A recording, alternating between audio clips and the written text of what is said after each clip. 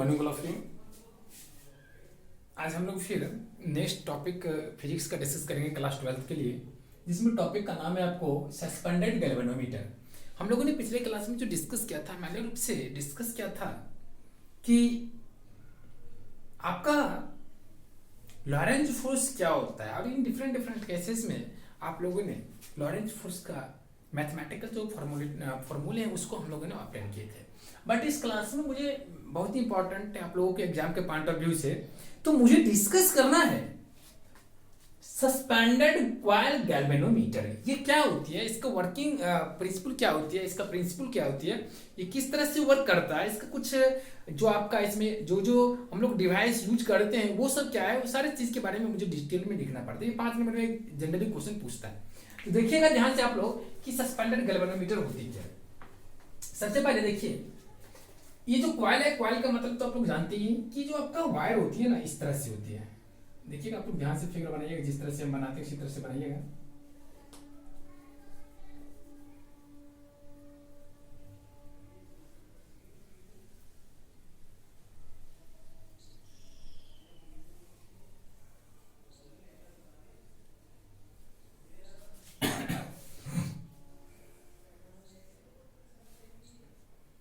मान लीजिए इस पॉइंट को पी है और यहाँ पे हम एक मिरर लगाते हैं, ठीक। ये एम मतलब मिरर हो जाता है, इस बात को आप लोग याद रखेंगे, ठीक। अब जो है आपका यहाँ पे बोथ साइड हम लोग एक हॉर्स शू लगाते हैं। क्या है आपका हॉर्स शू, ठीक। इधर आपका मान लीजिए एक मिनट के लिए आपका नॉर्थ पोल है और इधर आपका साउथ पोल है, समझिए। ये आपका इसका एक जो होता है ट्रांसवर्स कट, हमने इसको शो कर दिया एज ए फिगर बना लीजिए इस तरह से। सिमिलरली इधर भी बना लीजिए। चलिए समझते, तो ये जो हो गया ना आपका, एक डाउनवर्ड भी जाती है, इतना ही दूर लेते हैं क्योंकि स्पेस नहीं है। ये आपका आ गया पॉइंट क्यू और ये आपका एस से डिनोट करते हैं, एस मतलब शंट हो जाता है, समझिए। तो ये हो गया आपका transverse cut off moving galvanometer. तो सबसे पहले हम इसके प्रिंसिपल को लिखते हैं, उसके बाद फिर हम लोग डिस्कस करेंगे कि किस तरह से ये वर्क करता है। तो इसकी जो प्रिंसिपल है ना वो देखिएगा, इफ ए कॉइल इज, देखिए सस्पेंडेड गैल्वेनोमीटर में होता है if A coil is suspended, suspended इसलिए कहते हैं कि लटका हुआ रहता है, suspended in a magnetic field, in a magnetic field, it experiences a torque. It experiences a torque which it experiences torque when current is passed through it. जब आप इससे करंट को पास करेंगे ना तो ये आपका टॉर्क फील करता है, ठीक। ये इसका प्रिंसिपल है, मतलब अगर आप इससे करंट पास करेंगे तो ये जो कॉइल है ना ये आपका टॉर्क फील करेगा इन मैग्नेटिक फील्ड में। अब ये आपका बहुत ही छोटा एक प्रिंसिपल हो गया। अगर आप इसके प्रिंसिपल को समझ गए तो अब थोड़ा सा अगर आप कहें तो हम इसके डायग्राम को भी बना देते हैं कि किस तरह से काम करता है एक्चुअली। देखिए, तो हमने लास्ट में ना वर्किंग प्रिंसिपल को हम थोड़ा सा डायग्राम ले लेते हैं। लास्ट जो फॉर्मूला आपको पढ़ाए थे कि अगर कोई क्लोज्ड लूप होगा तो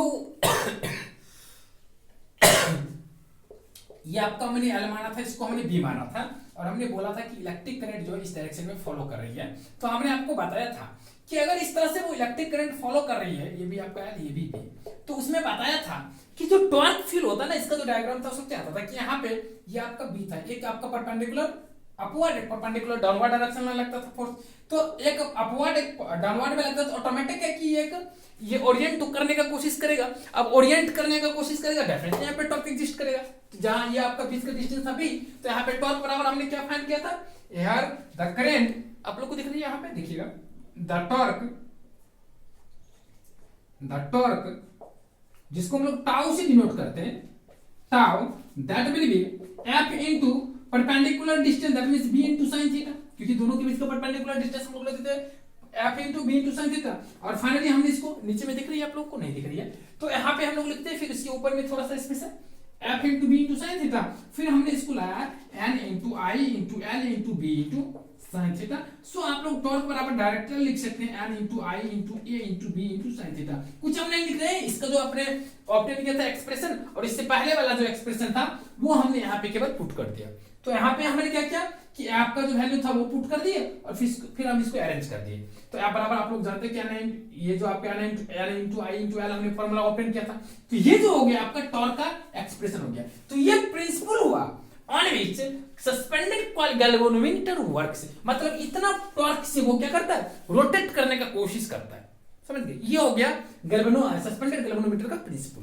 अब यहाँ पे क्या है कि इसमें अगर चाहे तो आप लोग लिख सकते हैं, काम कीजिएगा, ये भी लिख लीजिए, स्पेस नहीं है, एक मिनट रुक जाइए, इसको भी लिख लीजिए कि जो आपका इसमें जो जो इंपॉर्टेंट पॉइंट है, क्योंकि 5 नंबर का है तो आपको थोड़ा सा लिखना पड़ेगा, तब तो लगेगा कि हाँ।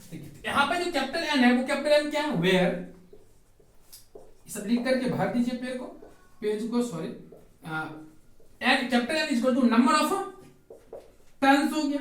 फिर जाकर के आई जो हो गया वो आपका करंट हो गया, ये जो हो गया वो एल इंटू बी आपका एरिया हो गया, और बी जो हो गया आपका क्या हो गया, मैग्नेटिक फील्ड हो गया। ये सारी चीज लिखना भूले मत, या मैग्नेटिक इंडक्शन लिख लीजिए, मैग्नेटिक इंडक्शन हो गया, ठीक, B equal to magnetic induction हो गया। और थर्ड पॉइंट है आपका, वो है आपका theta, angle between normal to the plane of coil and magnetic field. मतलब ये बी मैग्नेटिक फील्ड भी है, और ये जो आपका angle between normal to the plane of coil, ये जो कॉइल है इसके परपेंडिकुलर जो जाता है, ये वो लाइन नॉर्मल और आपका ये मैग्नेटिक फील्ड का जो डायरेक्शन है, दोनों के बीच का जो एंगल है ना, वो आपका यहाँ पे क्या है, ये थीटा है। तो इस बात को अगर आप समझ गए तो मुझे लगता है कि आप प्रिंसिपल अच्छे ढंग से समझ गए। अब अगर आप प्रिंसिपल समझ गए तो सबसे पहले कंस्ट्रक्शन लिखते हैं। तो कंस्ट्रक्शन काफी है, कहिए कैसे, तो कुछ नहीं लिखना कंस्ट्रक्शन में, सिंपली जो जो यहाँ पे जो हमने इसका फिगर बनाया है ना, तो ये फिगर को केवल लिख देना कंस्ट्रक्शन में हमने क्या क्या किया। तो कंस्ट्रक्शन में लिखिएगा, आप लोग को फिगर याद रखिए, कंस्ट्रक्शन फटाफट लिखिएगा, कहिएगा it consists of A rectangular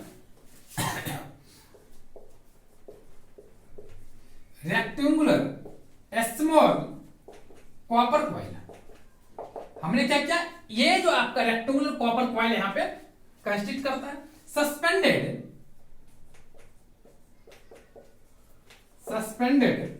between two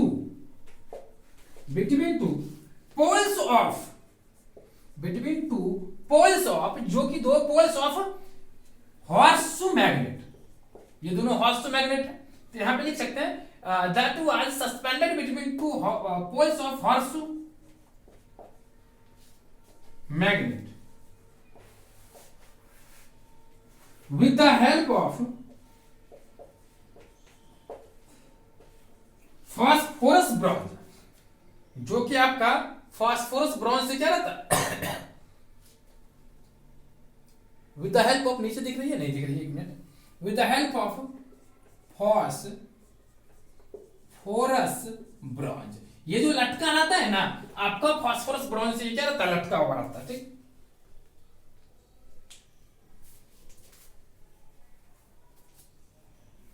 ये नहीं तो एक मिनट, फास्फोरस ब्रॉन्ज लिख लिए। अब जो है लिखना है the upper and, oh my God ये क्या किया, लगता है इसमें भी ब्लैक डालते हैं। द अपर एंड, जो आपका अपर एंड है, एंड ए हेयर स्पॉन्ज, और ये जो आपका हेयर स्पैंड स्प्रिंग, और ये जो आपका हेयर स्प्रिंग है विथ द लोअर एंड, और ये आपका जो है लोअर एंड, इस दूसरों, ये आपका लोअर स्प्रिंग वाला जो आपका नीचे है और ये आपका ऊपर में आ जाता है पीस, ये आ गया। अब जो है फास्फोरस ब्रॉन्ज है वो अपर वाला पार्ट से ये आपका ज्वाइंट है और ये आपका नीचे में चले जाता है। अब देखिएगा ये मिरर एम और pointer is attached to observe the to observe the deflection. तो ये जो हम इसलिए लगाते हैं मिरर, ताकि हम यहाँ पर डिफ्लेक्शन जो है उसको हम समझ सके, क्योंकि वो अंदर में रहता तो पता नहीं चल पाता ना, तो इसलिए हम वहां पे मिरर लगा देते हैं ताकि वहां पे हम मिरर से समझ पाए कि वहां पे डिफ्लेक्शन एग्जिस्ट करता है कि नहीं।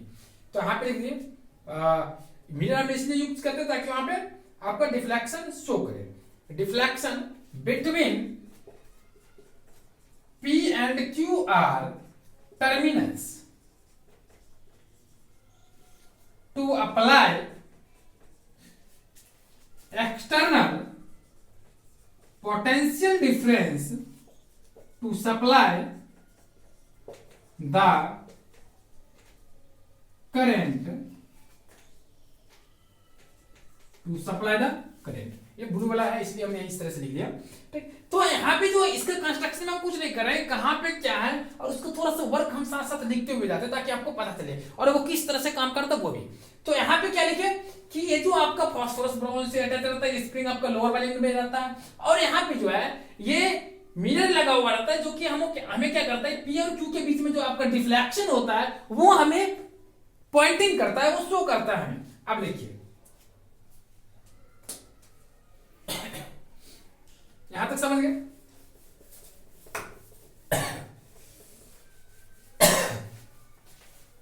और ये जो पोल है ये कॉनकेव शेप का है, इसको भी लिख लीजिए। पोल क्या है, कॉनकेव शेप का है, जो कि आपका जहां पे मैग्नेटिक फील्ड जो होगा वो आपका रेडियल हो जाता है, कह सकते हैं आप मैग्नेटिक फील्ड रेडियल होगा, बट चलिए उतना हमको जरूरत नहीं है। अब यहां पे देखते हैं वर्किंग। अब देखिए वर्किंग में क्या है कि जैसा कि आप जानते हैं कि टॉर्क हमें यहां लगता है N I into A B when, ऐसे लिखिए ऊपर में, पहले इसको मत लिखिएगा, वेन ए करेंट, इसको सबको मिटा देते हैं, when a current is supplied then coil is deflected, coil is deflected due to torque। Torque की वजह से क्या होगा, डिफ्लेक्टेड होगा। अगर ये टॉर्क जो होता है ये आप जानते हैं कि N I into A B हो जाएगा, ये आपका इक्वेशन फर्स्ट हो गया। अब देखिए एंड यहां पे the coil rotates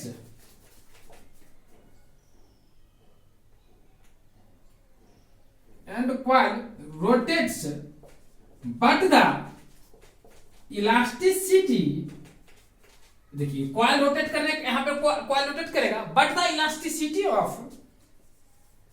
the connecting wire का कुछ ना कुछ तो इलास्टिसिटी होगी। तो यहां पे क्या आता है कि but the elasticity of connecting wire produce reacting torque। तो यहाँ पे क्या है कि उस वायर जो है उसका भी तो कुछ ना कुछ इलास्टिसिटी होगा, तो वो अपने इलास्टिसिटी की वजह से क्या करता है, फिर नीचे में जो आपको लिख रहे हैं एक बार पढ़ लेते हैं पहले इसको लिख करके, प्रोड्यूस रिएक्टिंग टॉर्क, वो जो आपका वायर है वो भी टॉर्क एक्सेप्ट कर रहा है। यहाँ पे देखिए हमने and the coil rotates but the elasticity of the connecting wire produce reacting torque, और वो जो आपका कनेक्टिंग वायर जो है ना वो कुछ ना कुछ टॉर्क यहाँ पे एग्जर्ट कर रहा है, तो इसलिए हमने यहाँ पे लिखा। फिर जो है आपका एंड अगर ये भी आपका रिएक्टिंग टॉर्क एग्जर्ट करेगा एंड, तो उस केस में क्या होगा, कॉइल मूव करना बंद कर देगा एंड द कॉइल स्टॉप। ये जो कॉइल है ये आपका स्टॉप हो जाता है, रुक जाता है। ठीक, तो ये जो रुक जाता है तो इसका मतलब हुआ कि अगर आप कॉइल लेते हैं मान लीजिए तो C इंटू अल्फा, अगर आप अल्फा को मान लेते हैं क्या, अगर आप अल्फा को मान लेते हैं डिफ्लेक्शन और C को मान लेते हैं, यहां पे लिखिएगा C जो है आपका, C को लिख लीजिएगा ट्विस्टिंग टॉर्क। क्या है ये, twisting torque per unit length, per unit radian, sorry per unit radian. और ये जो अल्फा है आप सेपरेट करके लिख लेंगे, ये जो आपका अल्फा है डिफ्लेक्शन, तो C इंटू अल्फा मतलब ये जो आपका ट्विस्टिंग टॉर्क इंटू डिफ्लेक्शन जो हो जाएगा आपका क्या हो जाएगा, इस टॉर्क के बराबर हो गया। तब तो ये क्या हो गया, रोटेट करना स्टॉप कर दिया, N into I into A B इसके बराबर हो गया, इसलिए तो ये रोटेट करना बंद कर गया। तो इस केस में आप यहां से आई बराबर क्या बोल सकते हैं, C by N A B into alpha, that means I is equal to K times alpha. तो यहाँ पे जो आपने लाया C divided by N into A into B, ये आपका कांस्टेंट होता है इसलिए हम इसको के मान लिए, और यहाँ पे अल्फा क्या, वो डिफ्लेक्शन। तो इसका मतलब इंड्यूस्ड करंट जो हो गया वो के इंटू अल्फा हो गया। यहाँ पे के जो होता है आपका लिखना है वेयर के, इसको मैं डाले वेयर, ये जो आपका के आया किसके बराबर है, C upon N A B के बराबर। तो इसको लिखेंगे where K is equal to C upon N A B call galvanometer, galvanometer constant. और आप कह सकते हैं कि ये गैल्वेनोमीटर कांस्टेंट हो गया, दैट इज आप कह सकते हैं कि electric current followed in this coil will be directly proportional to deflection. This is the final result and ये आपका फाइनल जो रिजल्ट है ना, ये बहुत बार आपके एग्जाम में पूछा गया। तो याद रखिएगा कि सस्पेंडेड गैल्वेनोमीटर में जो आपका इंड्यूस्ड करंट है, जो उसमें पास करती है करंट, वो डायरेक्टली प्रोपोर्शनल टू डिफ्लेक्शन होती है। जितने ज्यादा डिफ्लेक्शन होगी, या आप ऐसे कर सकते हैं कि ज्यादा इलेक्ट्रिक करंट फॉलो करेंगे तो ज्यादा डिफ्लेक्शन होगा, या ज्यादा डिफ्लेक्शन होगा तो वो ज्यादा मात्रा में इलेक्ट्रिक करंट को शो करेगा। चलिए क्या क्या अब जो है अगर इसको समझ गए, इसको समझ गए तो आप इसका मतलब वाक्य अगर डिफ्लेक्शन ज्यादा लेते हैं तो आप करंट को अमाउंट को इंक्रीज कर सकते हैं। तो यही हो गया इसका फाइनल आपका कंक्लूजन। अगर आप लोग यहां तक समझ गए तो अब हम लोग जो डिस्कस करेंगे वो मेरा टॉपिक आता है, एक छोटा छोटा टर्म है उसको समझते हैं, फिर आप लोग का ज्यादा नहीं। सबसे पहले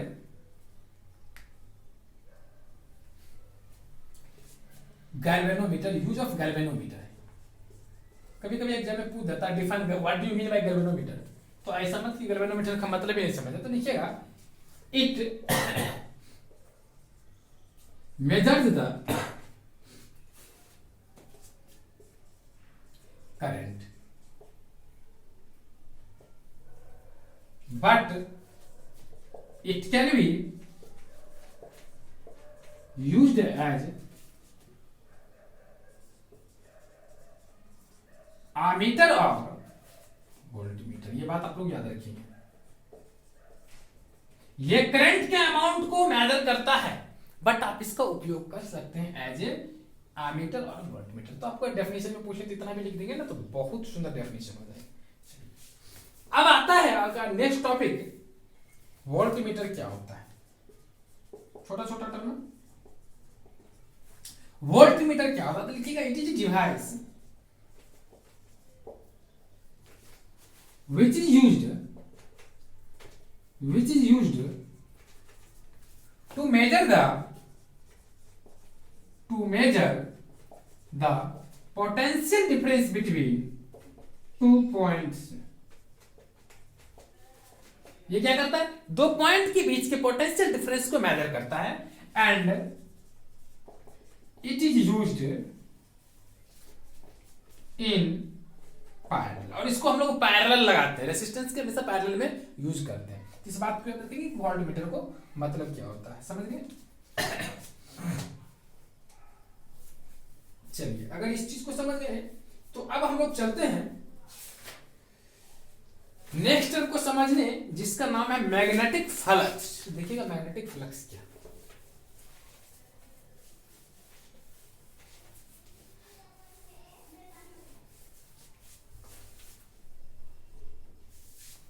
जिस तरह से हम लोग पढ़े इलेक्ट्रिक फ्लक्स, उसी तरह से आपका आता है मैग्नेटिक फ्लक्स, समझिए। तो अगर आपको वहां पे इलेक्ट्रिक फ्लक्स अच्छे से याद है तो मैग्नेटिक फ्लक्स अलग से याद करने की कोई जरूरत नहीं पड़ेगी, क्योंकि आपका केवल सिंबल चेंज करने वाला है।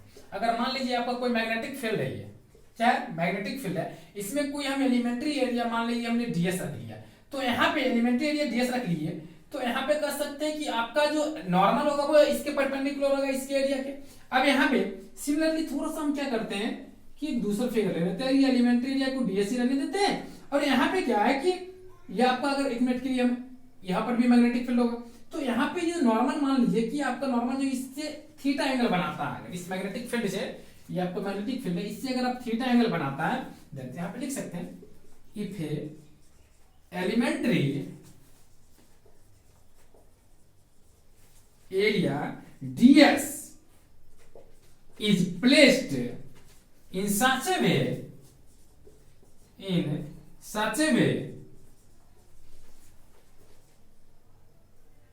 that the magnetic field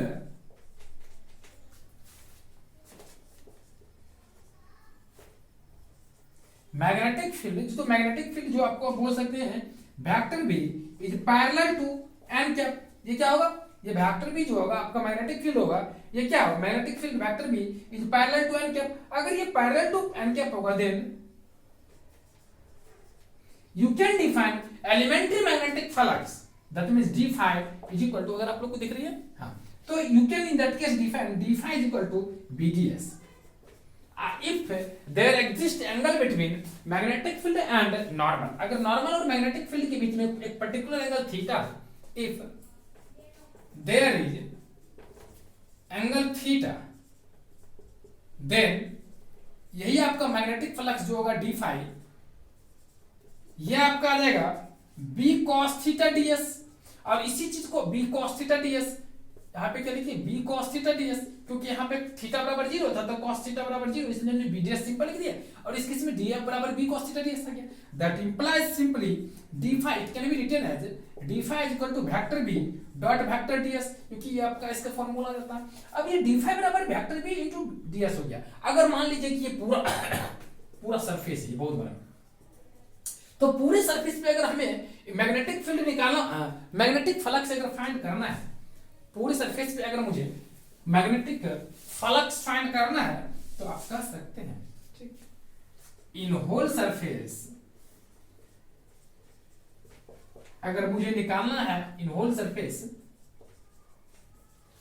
S, if you have to find the total magnetic flux then you can say that total magnetic flux phi is equal to integral of d phi that represents, ठीक, यहाँ पे कह सकते हैं vector b dot ds, और यहाँ पे क्या होगा होल सरफेस होगा जिसको हम लोग सरफेस इंटीग्रेशन कहते हैं, समझ गए, या आप इसको कह सकते हैं डबल इंटीग्रेशन हो गया, और इसको डबल इंटीग्रेशन को आप सरफेस इंटीग्रेशन में कन्वर्ट करके इस तरह से लिख सकते हैं, it represents total magnetic flux. तो आप सिंपली इस तरह से लिख करके भी आप कह सकते हैं, बट यहाँ पे ज्यादा कुछ नहीं है, दो स्टेप हमने क्या, एक एलिमेंट्री जब आपका नॉर्मल और मैग्नेटिक फील्ड के बीच का जो एंगल जो आपका 0 डिग्री होता तो बीडीएस आ जाता था एलिमेंट्री फ्लक्स, उसके बाद हमने क्या किया, एक पर्टिकुलर एंगल लिया जो कि cos थीटा से मल्टीप्लाई कर दिया, फाइनली फिर हमने इसको सरफेस इंटीग्रेशन में लिख दिया, that represents total formula of magnetic flux. चलिए, अगर आपने मैग्नेटिक फ्लक्स को समझ लिया तो अब फिर हम लोग नेक्स्ट टॉपिक कर लेते हैं। नेक्स्ट टॉपिक जो आपका है वो है इलेक्ट्रोमैग्नेटिक इंडक्शन। बस छोटा छोटा टर्म है,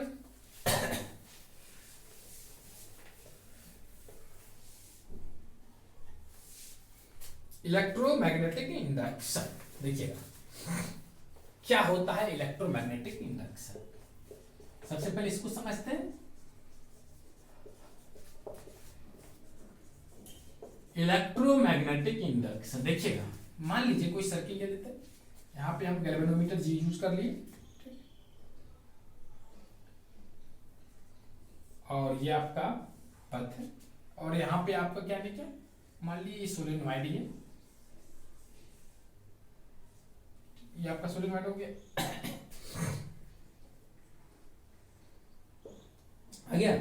अब देखिए यहाँ पे क्या किए, कोई हम एक बार मैग्नेट ले लिया, क्या किया, बार मैग्नेट ले लिया, और ये आपका नॉर्थ पोल, ये आपका साउथ पोल हो गया।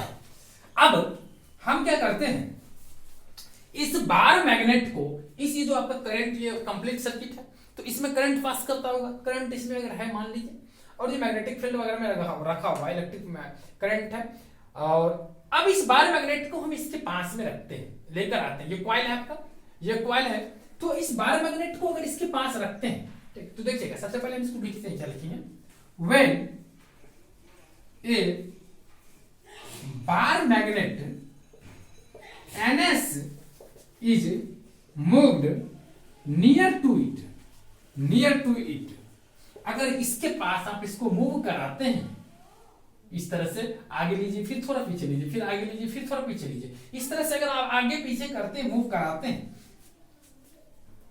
टू इट और फर्दर फ्रॉम द क्वाइल सी, या अगर आप फिर क्वाइल सी जो आपका है इसके आसपास फिर इसको आप, मतलब ये हुआ आप इस मैग्नेट को इसके पास कीजिए या इसी क्वाइल को आप इसके पास आगे पीछे कीजिए, मतलब इसके पास में मूव कीजिए, हैविंग ए गैल्वेनोमीटर जी। काफी सारे डेफिनेशन मैं आपको दे रहा हूं, बहुत इजी है। अगर आप इस मैग्नेट को इसके पास मूव कीजिए या इसी पूरे डिवाइस को आप इसके पास मूव कीजिए with coil, then there is an induced current.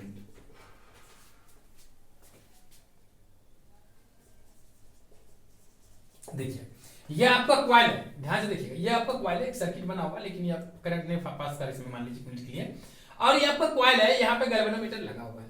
अब इस मैग्नेट के इसके पास इस तरह से कीजिए, इस तरह से कीजिए, ठीक, उतना अगर ये आपका स्ट्रॉन्ग मैग्नेट है, स्ट्रॉन्ग मैग्नेट का मतलब इसके पास अगर पावर ज्यादा, इंटेंसिटी ज्यादा है, तो आप इस मैग्नेट को इसके पास काफी तेजी से कीजिए, तो आपको यहाँ पे डिफ्ला, तो इसमें क्या होगा ना कि अगर इसमें आपका बल्ब हो छोटा सा कम वाट का, तो आप देखेंगे कि उसमें आपका बल्ब जल जाता है।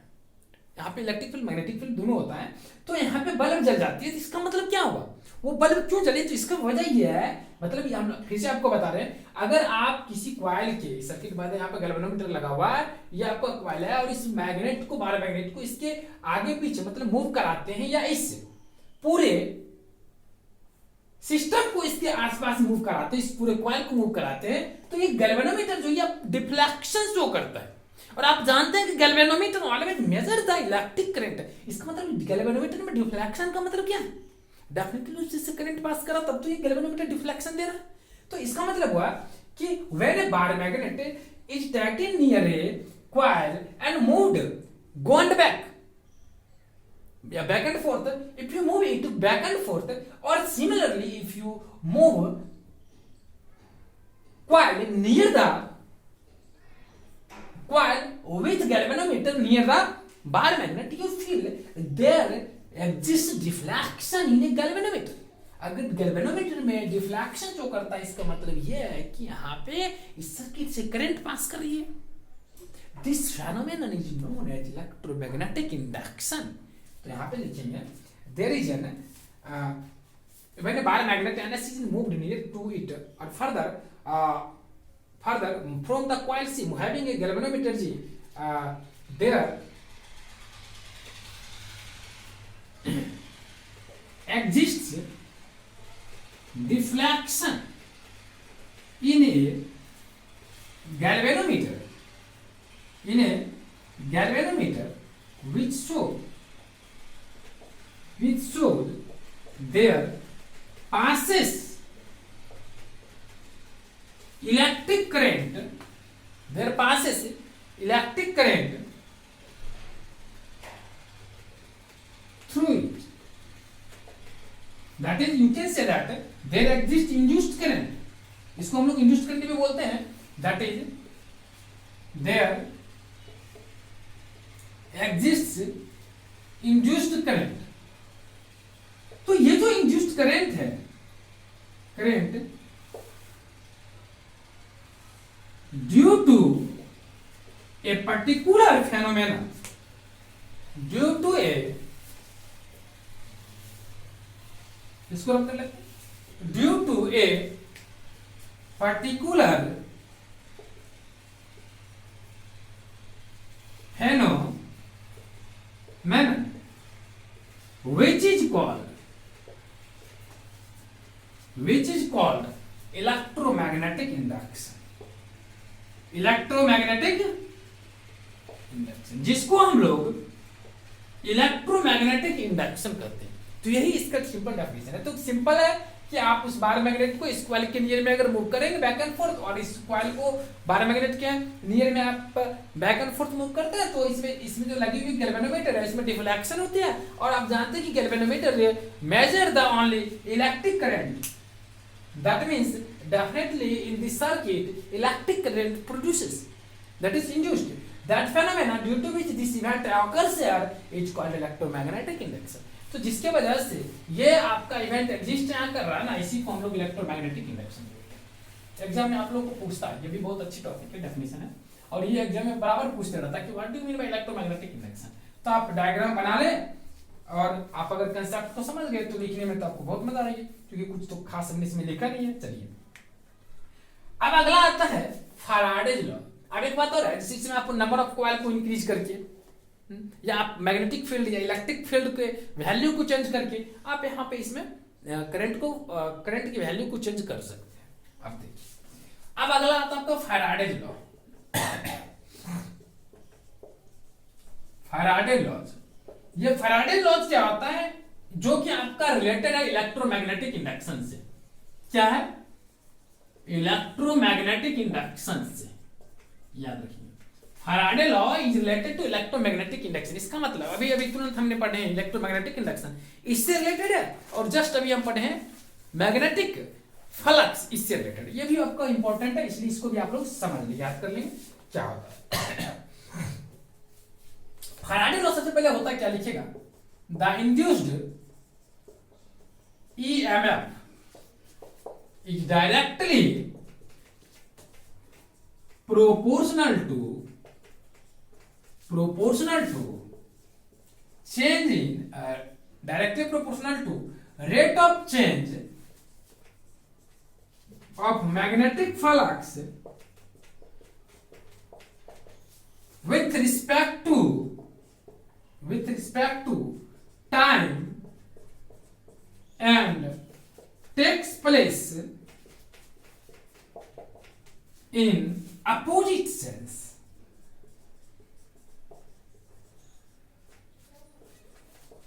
क्यों ये अपोजिट सेंस होता है? क्योंकि यहाँ पे लेंज लॉ की लेंज रूल की वजह से ये आपका अपोजिट सेंस में होता है।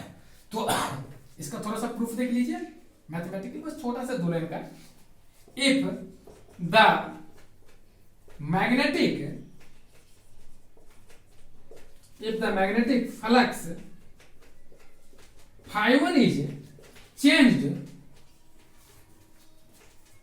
अगर मान लीजिए पहला मैग्नेटिक फ्लक्स phi1 है, which is changed to phi2 in time t। अगर ये टाइम t में phi1 से phi2 हो गया, देन इलेक्ट्रिक फ्लक्स को मान लिया अगर हमें इप्सिलॉन, या तो ये इप्सिलॉन जो होता है, इप्सिलॉन तो मानिए इलेक्ट्रिक फ्लक्स को हम लोग ईएमएफ से डिनोट करते हैं, तो ई इलेक्ट्रिक फ्लक्स। तो यहाँ पे जो ये आपका ईएमएफ है, EMF induced EMF is directly proportional to change in flux with respect to time, rate of change of flux. तो और यहाँ पे नेगेटिव साइन क्यों लिए? लेंज रूल की वजह से लिए, लेंज रूल की वजह से लिए, याद रखिएगा। तो यहाँ पे ये जो हुआ change, rate of change of magnetic flux, तो यहाँ पे हमने लिखा है कि simply induced EMF is directly proportional to F2 minus F1 divided by T, और यहाँ पे माइनस n लगाए ड्यू टू लेंज रूल। अब जो है यहाँ पे चाहे तो आप लिख सकते हैं, यहाँ पे इसको ऐसे करें, simply that implies that EMF is equal to minus k into phi2 minus phi1 divided by T। Here you can say that you have to write minus sign, negative sign is taken due to Lenz rule. तो हम यहाँ पे negative sign जो लिया ना, वो length rule की वजह से यहाँ पे हम लोग ले लिया है। अगर इस बात को समझ गए तो यहाँ पर आपका इतना ही है आपका फैराडे लॉ। बट फर्दर हम थोड़ा सा इसको एक स्टेप पर और लेकर चलते हैं। वो ये है कि अगर ये आपका phi1 से phi2 इन स्मॉल टाइम इंटरवल में होता है, ये जो हमने लिखा है phi1 से phi2, अगर ये स्मॉल टाइम इंटरवल में होता है, देखिएगा, if the flux is change in a small time, अगर ये फ्लक्स स्मॉल टाइम में चेंज होता है, then in small time del t में ये चेंज होता है, then elementary change in flux. तो क्योंकि यहाँ पे चेंज बहुत कम टाइम के लिए यहाँ पे चेंज कर रहे हैं, तो उसका मतलब वहां पे ईएमएफ भी चेंज हो गया, वो फ्लक्स भी काफी छोटा चेंज होगा। तो यहाँ पे कह सकते हैं कि E is directly proportional to minus d f d t, क्योंकि आप जानते हैं कि डेरिवेटिव का मतलब ये होता है रेट ऑफ चेंज, और यहाँ पे रेट ऑफ चेंज है, बट यहाँ पे डेरिवेटिव रिप्रेजेंट करता है इन ए स्मॉल टाइम इंटरवल में। जैसे डी मान लीजिए कोई फंक्शन एफ है और उसको हम डेरिवेटिव एक्स के रिस्पेक्ट में करते हैं, तो उसका मतलब यही रहता है कि rate of change of f with respect to x in small x. यहाँ पे स्मॉल एक्स मतलब कि उसमें जो एफ एक्स में जो इंक्रीमेंट करते हैं ना, अगर स्मॉल इंक्रीमेंट करते हैं तो उसके डिफरेंस जो होता है इन small time, that means in small change in x में, तो उस केस में आप इसको डी एफ डी एक्स लिखते हैं। तो यहाँ पे लिख सकते हैं डी फाई डी टी, और इसको आप अगर इक्वेट करने की कोशिश करेंगे तो ई बराबर आ जाएगा minus k d phi D T, यह आ जाएगा क्या minus D phi D t, और ये अगर आपका minus k d phi D T आ जाएगा हेयर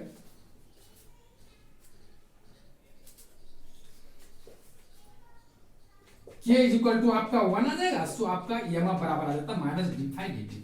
तो यहाँ पे k बराबर आपका 1 आता है एक्सपेरिमेंट करने के बाद। तो अगर आपके का वैल्यू जो आता है 1 आता है इक्वेटिंग द यूनिटी, तो आपका इक्वेटिंग द यूनिटी के बाद आपका ईएमएफ बराबर minus D phi D T आ जाता है। तो ये जो आ गया ना, ये आपका फाइनल क्या आ गया, फैराडे लॉ गया। तो आप यूज कर सकते हैं इसको भी, यार ऊपर वाला को भी आप फैराडे लॉ के फॉर्म में यूज कर सकते हैं। तो दोनों का दोनों उसी के पार्ट आ जाता है, समझ गए।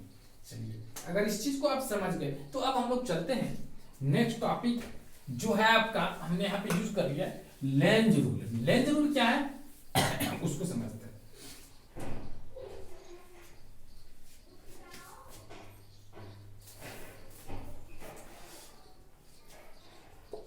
लेंज रूल क्या होता है लिखिएगा, the direction of induced current, जो अभी अब इंड्यूस्ड करंट हुआ उसी का direction, the direction of induced current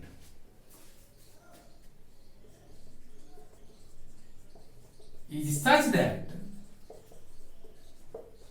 it opposes the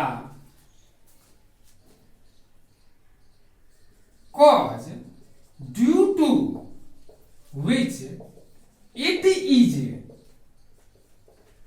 produced or developed.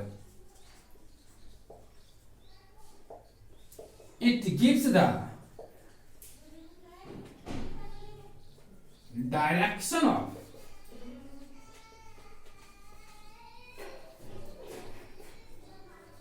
Induced current. तो ये जो लेंज रूल है ना, ये इंड्यूस्ड करंट के डायरेक्शन को देता है। जब आपका इंड्यूस्ड करंट वहां पे एग्जिस्ट करता है, जो कि आपका वहां पे जो ईएमएफ है वो क्या है, माइनस जो निगेटिव साइन था वो क्या था, rate of change of flux with respect to time जो था उसको अपोज करने वाला था ये। तो वो जो निगेटिव, वो उसी को मैंने लिखा है कि ये चीज होती है, मतलब the direction of induced current is such that it opposes due to the cause due to which it produced और डेवलप्ड। बट यहाँ पे ये जो मेन रूप से यूज किया जाता है, ये डायरेक्शन ऑफ इंड्यूस्ड करंट को देती है। It is the length rule. चलिए, बस छोटा सा था, इसको भी लिख दिए, कभी कभी एग्जाम में ये भी पूछता है। तो सिमिलर कहानी यहाँ पर भी होगी, कुछ अलग नहीं आने वाली है, जैसा हमने वहां पे पढ़ा था उसी तरह से यहाँ पे भी हम लोग इसको पढ़ेंगे। अब देखिए, अगर इसको आप लोग समझ गए, तब इसके बाद आपका एक टर्म आता है, उसको समझिए, वो आता है आपका सेल्फ इंडक्शन। देखिएगा सेल्फ इंडक्शन क्या है।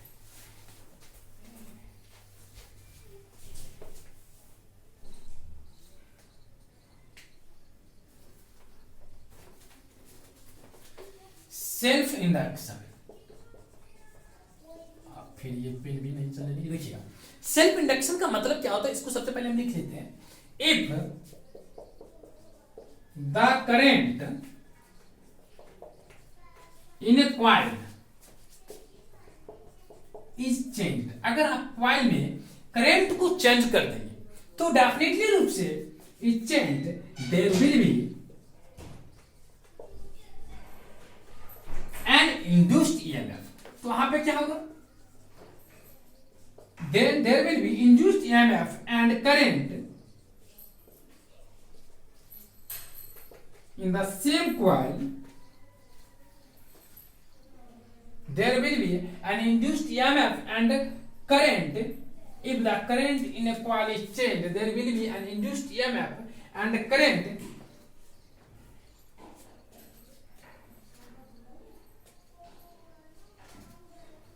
in the same coil.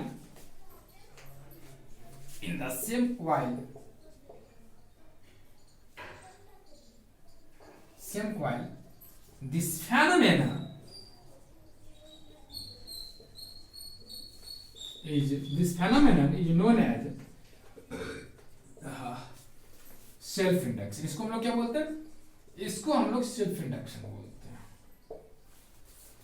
तो इसका मतलब हुआ कि अगर आप कॉइल में करंट पास करेंगे, मतलब करंट के वैल्यू को चेंज कर देंगे, फिर तो वहां पे क्या होगा ना कि आपका इंड्यूस्ड ईएमएफ होगा, साथ ही साथ करंट क्या होगा, फिर करंट होगी किसमें, उस कॉइल में. और ये जो फेनोमेना होता है, मतलब due to which that means due to changing in value of current there exist induced EMF as well as current, and this phenomena is known as self induction. इसको हम लोग क्या बोलते हैं? सेल्फ इंडक्शन बोलते हैं.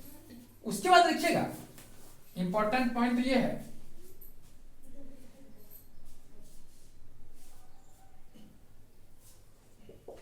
SI unit of it is Henry. इसका जो SI यूनिट है आपका हेनरी होता है. इस बात को आप लोग याद रखेंगे. चलिए, और जहां तक चेंज इन फ्लक्स जो होगा आपका ईएमएफ हो जाता है मैग्नेट. ईएमएफ जो होता है वो आप जानते हैं माइनस d/dt होता है. ये सब तो आपको पहले ही बता चुके हैं. ठीक, चलिए, तो ये हो गया. फिर इसके बाद जो आपका कंक्लूजन आता है, कुछ फॉर्मूले वगैरह आते हैं, वो आपका फाई बराबर ये सब बी ए कॉस थीटा, ये सब तो हम आपको पढ़ाई दिए. फिर आपका इप्सिलॉन बराबर जो ये लिख दिया माइनस d/dt. और यहाँ पे इंड्यूस्ड करंट का जो वैल्यू होता है आपका, जब कैलकुलेट करेंगे तो माइनस 1/r इंटू d/dt होता है. क्या होता है? d/dt. इस फॉर्मूला को सबको आप याद रखेंगे. सेल्फ इंडक्शन का आपका हो गया. तो कुल मिलाकर के आपका जो ये पोर्शन था ना, ये आपका करीब करीब खत्म हो गया मैथमेटिकल पोर्शन वाला. अब एक छोटा सा एक इजी पोर्शन है, उसको भी हम लोग कवर कर लेते हैं आज की क्लास में. वो है आपका property of matter. Magnetic material जितने भी हैं वो कई तरह के होते हैं, उसकी क्या क्या प्रॉपर्टी है उसको हम लोग सीखते हैं यहाँ पे. What is the property of magnetic matter. तो ये सीखते हैं कि मैग्नेटिक मैटर जो उसके क्या क्या प्रॉपर्टी है, काफी डिटेल में हम लोग सीखेंगे. तो सबसे पहले हम लोग स्टार्ट करते हैं कि इसमें दो तीन टर्म होते हैं. एक आपका आता है डिक्लिनेशन. तो what do you mean by declination, उसके बारे में डिस्कस करेंगे. वैसे लग रहा है कि समय भी आपका ओवर हो गया, तो हम लोग ऐसा करते हैं कि फिर हम नेक्स्ट क्लास में एक ही बार डिस्कस करते हैं प्रॉपर्टी ऑफ मैटर के बारे में. और वो आपको बिल्कुल अलग रहेगा, मैग्नेट का ही पार्ट है. थोड़ा बहुत ये सारे टर्म वही यूज होंगे जितने भी हम लोगों ने डिस्कस किया, और हेल्पफुल भी रहेंगे. तो हम लोग नेक्स्ट क्लास में फिर हम लोग डिस्कस करेंगे प्रॉपर्टी ऑफ मैग्नेटिक मटेरियल के बारे में, प्रॉपर्टी ऑफ मैटर के बारे में. कोई भी ऑब्जेक्ट कैसे मैग्नेटिक, मतलब अगर कोई ऑब्जेक्ट मैग्नेट की तरह बिहेव करता है तो उसकी क्या खासियत होती है, उसकी क्या प्रॉपर्टी होती है जिसकी वजह से वो मैग्नेट की तरह बिहेव करता है. और आपको बता दें तो जितने भी मैटर है उसके अंदर जो भी खासियत है, तो उसको खींचते लेकर के इलेक्ट्रॉन प्रोटॉन न्यूट्रॉन पर ही चले जाते हैं.